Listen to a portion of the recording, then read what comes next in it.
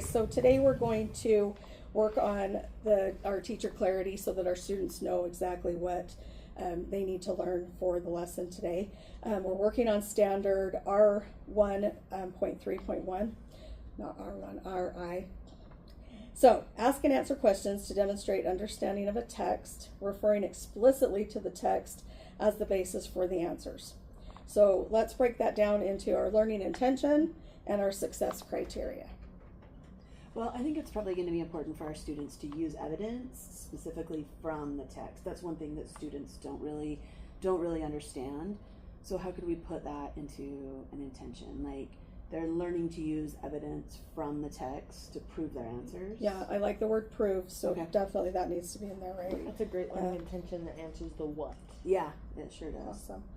Okay, so I'm learning to use evidence from the text to prove my answers. Super.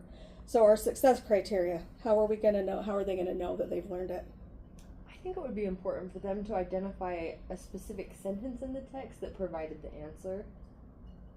Yeah, because once you identify your line in the text, then it's easier to understand that. So yeah, I can identify. I like that, like identify.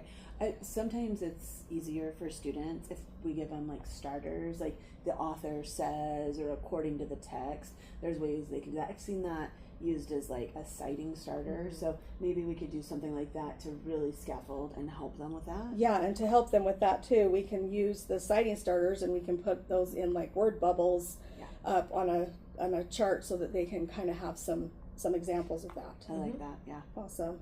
Okay, so I can use a citing starter. That's going to be wonderful.